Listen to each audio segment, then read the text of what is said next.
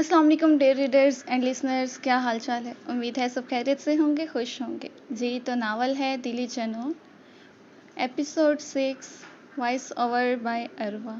Dare readers, अगर किसी ने ये चैनल को सब्सक्राइब नहीं किया तो जल्दी से ये चैनल को सब्सक्राइब कर लें जी। तो नावल का आगाज़ करते हैं। कल रात का वाक़या उसे याद आया तो उसे समझ नहीं आई कि सामने खड़ा इंसान कौन है। किंग चेहरे पर संजीदगी लिए इफ़रा की हरकत नोट कर रहा था।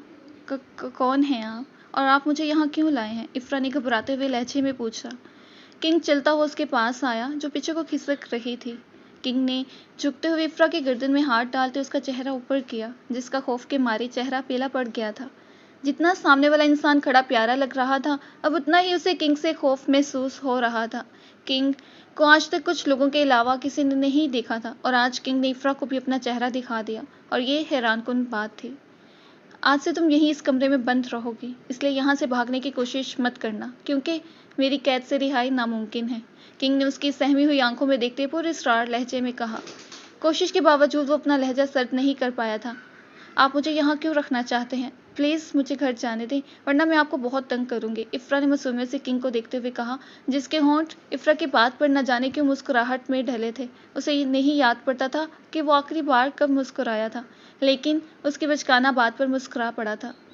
तुम मुझे धमकी दे रही हो? किंग ने अपना चेहरा मज़ीद उसके करीब लाते गहरे लहजे में कहा। उसकी गर्म सांसों के थपेड़ इफ़रा अपने चेहरे पर महसूस कर सकती थी। मैंने आपको धमकी कब दी है? मैं तो बस बता रही हूँ, इफ़रा ने आहिस्ते से कहा। डर उसका थोड़ा कम हुआ था। किंग उसकी एक एक हरकत नोट कर रहा था। नज़रें उसकी आंखों से होती हुई उसके गुलाबी होठों पर जम गई। उसका दिल बगावत पर उतर आया था। इससे पहले कि वो मज़ीद कोई गुस्ताखी करता, होश में आते वो फ़ौरन पीछे हुआ और बड़े बड़े कदम लेता कमरे से ही बाहर चला गया। इफ़रा ने अपना रुका हुआ सांस बहाल किया। ये कौन है? इफ़रा ने मुंह में बड़बड़ाया और चारों तरफ नज़रें दौड़ाई और कमरे को देखने लगी। कमरा बेशक खूबसूरत था, इफ़रा को पसंद आया था। उसे यहाँ आकर न जाने क्यों डर नहीं लग रहा था, और जब किंग ने उससे नरमी से बात की तो वो मज़ीद बहादुर बन गई थी। उसे लग रहा था जैसे वो किसी कैद से बाहर आ गई हो। उस घर में वो एक बार शीबा की ज़िद करने पर उसके साथ मॉल गई थी, वरना हमेशा घर में कैद रहती थी। लेकिन अचानक उसे वो रात याद आई, वो खून। अगर ये वही इंसान है तो ये बहुत खतरनाक होगा। इफ़रा, तेरा क्या होगा? तो खुश क्यों हो रही है? खौफ से उसका रंग फिर से पीला पड़ गया था। लेकिन ये इंसान तो उससे अलग है इफ़रा, हो सकता है ये ना हो वो। इफ़रा ने खुद ही अपने दिल को हौसला देते कहा। लेकिन आगे न जाने उसके साथ क्या होने वाला था, जिसके बारे में उसे भी मालूम नहीं था।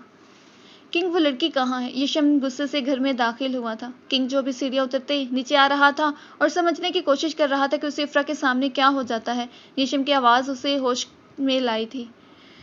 वो ऊपर कमरे में है, किंग ने आम से लहजे में कहा। उसके पहुंचने से पहले ही किंग अपना काम कर चुका था। वो ऊपर कमरे में क्या कर रही है और तुम उस लड़की को यहाँ क्यों लाए हो? ब्लैक मॉन्स्टर भी उसके पीछे पड़ा है, यशम ने गुस्से से कहा। तुम्हें गुस्सा किस बात पर आ रहा है? किंग ने बैठते हुए पुरसकून लहजे में पूछा। तो क्या मुझे गुस्सा नहीं आना चाहिए? और तुम हमेशा अपनी मर्जी करते हो, मुझे तुमने समझ क्या रखा है? यशम आज कुछ ज़्यादा ही गुस्से में लग रहा था। तुम्हें उस लड़की की इतनी परवाह क्यों हो रही है? कहीं तुम्हें भी वो लड़की पसंद तो नहीं आ गई? किंग ने सर्द लहजे में पूछा। शट अप, बस बहुत हो गया। मैं ही पागल था जो तुम्हारे पीछे ख्वार हो रहा था। तुम सिर्फ खुद को अहमियत देते हो, सिर्फ अपने बारे में सोचते हो। आज पहली बार मुझे अपने फैसले पर पछतावा हो रहा है। इससे बेहतर था कि मैं ब्लैक मॉन्स्टर की बात मान लेता, यशम ने करख्ती से कहा। आइंदा अगर तुमने मुझसे ऊंची आवाज़ में बात की तो नताइज बहुत बुरे होंगे, और इससे पहले मेरा सब्र जवाब दे जाए, मेरी नज़रों के सामने से दूर हो जाओ।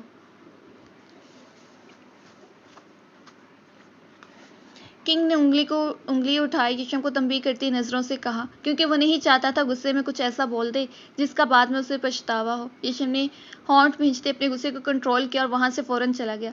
पीछे किंग ने ज़ोर से टेबल को ठोकर मारी। यशम उसका इकलौता दोस्त था और वो अच्छी तरह जानता था कि वो अब क्या करेगा। यशम, किंग ने ढांढते हुए गुस्से से कहा, ज़ाद हवेली आया ताकि अपने निकाह का आगा जान को बता सके।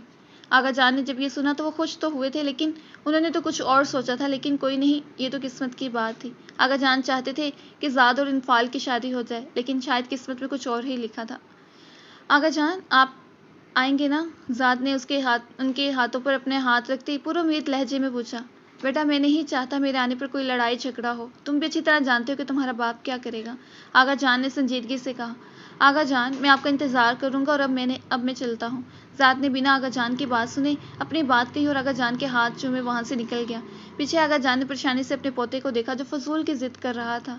کیا کروں میں اپنے ضدی پوتوں کا؟ آغا جان نے منہ میں بڑبڑاتے ہوئے کہا۔ ذات باہر آیا تو انفعال کو دیکھتے اس کے قدموں کو بریک لگی تھی۔ وہ انفعال کو دیکھ کر نہیں بلکہ اس کا چہرہ آنسوں سے تر دیکھ کر رکا تھا، جسے دیکھ کر لگ رہا تھا وہ سب کچھ سن چکی ہے۔ انفعال کے آنسو دیکھ کر ذات کے دل کو کچھ ہوا تھا۔ ناولز میں ہی ہوتا ہے نا ایسا۔ آپ بہت برے ہیں، انفعال نے بے بسی سے کہا اور روتے ہوئے وہاں سے بھاگ گئی۔ ذات چہرے پر سر مہری لیے کھڑا تھا۔ اس وقت وہ کس طرح خود کے غصے کو کنٹرول کر رہا تھا وہ خود ہی جانتا تھا۔ میں کہیں خواب تو نہیں دیکھ رہا؟ بلیک مونسٹر نے لہجے میں حیران کے لیے یشم کو اپنے سامنے دیکھتے پوچھا، جس کے چہرے کے تاثرات پتھریلے تھے۔ میری کچھ شرائط ہے، اگر تمہیں منظور ہے تو میں تمہارے ساتھ کام کرنے کے لیے تیار ہوں، یشم نے دو ٹوک الفاظ میں کہا۔ مجھے تمہاری ساری شرائط منظور ہیں، لیکن میں تمہاری بات پر کیسے یقین کر لوں؟ اگر تم دونوں ایک دوسرے کے ساتھ ملے ہوئے تو؟ بلیک مونسٹر چلتا ہوا یشم کے پاس آیا اور اس کے چہرے کے تاثرات دیکھتے کہا، جس لڑکی کی تمہیں تلاش ہے وہ کنگ کے پاس ہے، اس سے زیادہ تمہیں مجھ سے کیا ثبوت چاہیے؟ یشم نے اس کی طرف دیکھتے ایک آبرو چکاتے پوچھا۔ بلیک مونسٹر کے ماتھے پر بل پڑے۔ اس کمینے کی اتنی ہمت کہ میرے پسند کی لڑکی کو وہ اپنی قید میں رکھے۔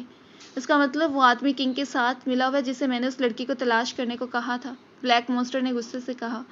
بالکل ٹھیک کہا تم نے، اور میرا نہیں خیال کہ وہ آدمی اب دوبارہ تمہارے پاس آئے گا، کیونکہ کنگ اب اسے یہاں نہیں آنے دے گا، یشم نے طنزیہ لہجے میں کہا۔ وہ بلیک مونسٹر کی بیوقوفی پر طنز کر رہا تھا۔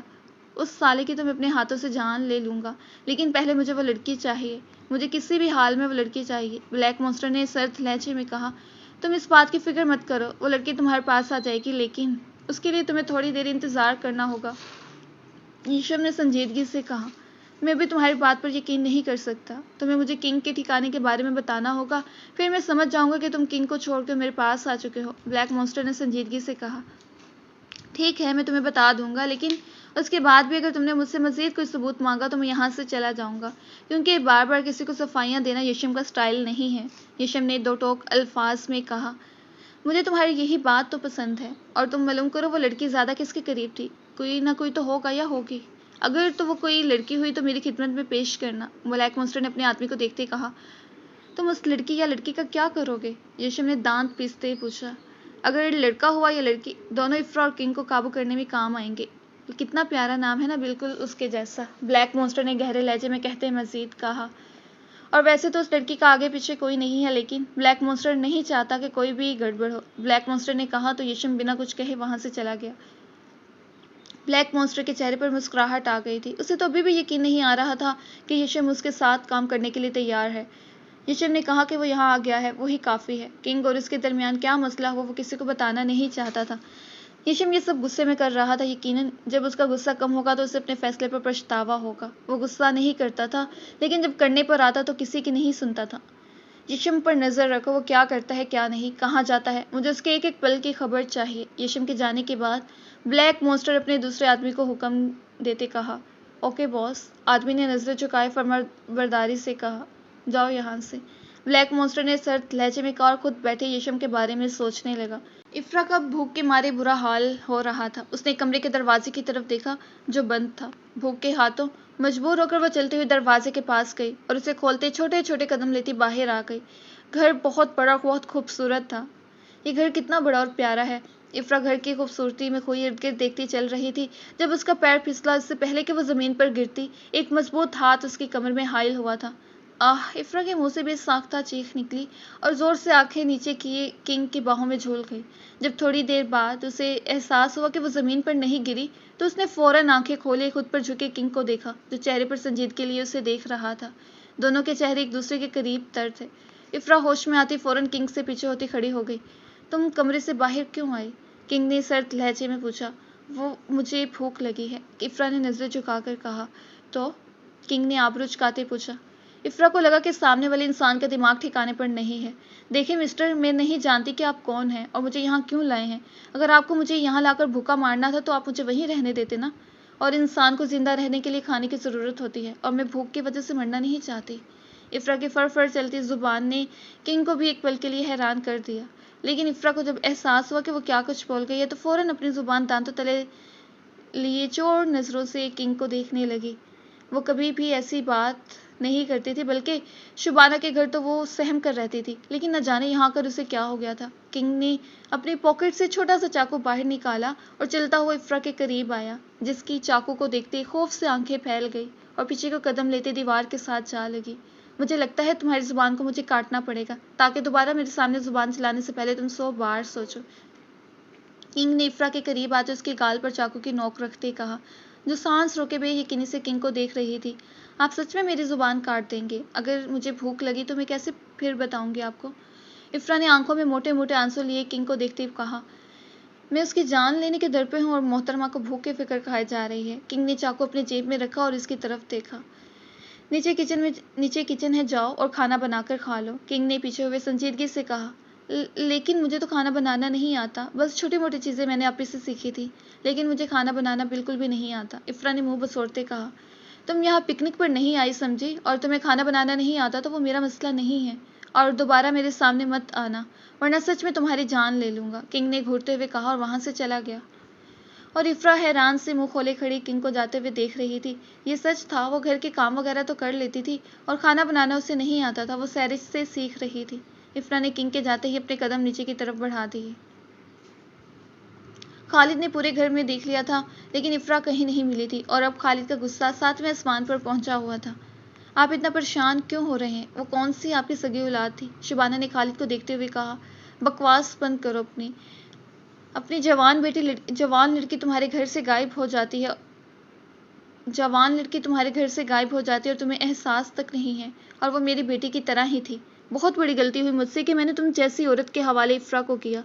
मैं ही पागल था, खालिद ने सर्द लहजे में कहा। सैरिश भी काफ़ी परेशान थी, उसे समझ नहीं आ रही थी कि इफ्रा अचानक गायब कहाँ हो गई। इन्हीं सब मामले में शाम हो गई थी, किसी का ध्यान शिबा की तरफ नहीं गया था। वो जब घर आई तो अपने बाप को गुस्से में देखकर उसे कुछ गड़बड़ लगी थी। तुम कहाँ थी? शुबाना ने शिबा को देखते गुस्से से पूछा। वो मैं यूनिवर्सिटी के बाद शॉपिंग के लिए चली गई थी। लेकिन कुछ हुआ है क्या? आप दोनों परेशान लग रहे हैं, शिबा ने हैरानगी से पूछा। वो नवाबजादी कहीं गायब हो गई है, या हो सकता है किसी के साथ भाग गई हो, शुबाना ने नहुसत से कहा। शुबाना, जुबान संभाल कर बात करो, इफ्रा ऐसी लड़की नहीं थी, तुम भी अच्छी तरह जानती हो, खालिद ने गुस्से से कहा। इफ्रा कहाँ चली गई? शिबा ने मुंह में बुड़बुड़ाते हुए खुद से कहा। वो भी अच्छी तरह जानती थी कि इफ्रा इस तरह की लड़की नहीं है। मुर्तज़ा और भाभी को कल यहाँ आने का कहो, फिलहाल शिबा का निकाह भी नहीं हो सकता, मुझे पहले इफ्रा को तलाश करना है, खालिद ने संजीदगी से कहा। आप कैसी बातें कर रहे हैं? उस लड़की को अपनी बेटी पर फोकियत दे रहे हैं। लेकिन खालिद की इस बात ने शिबा को भी हैरान किया था।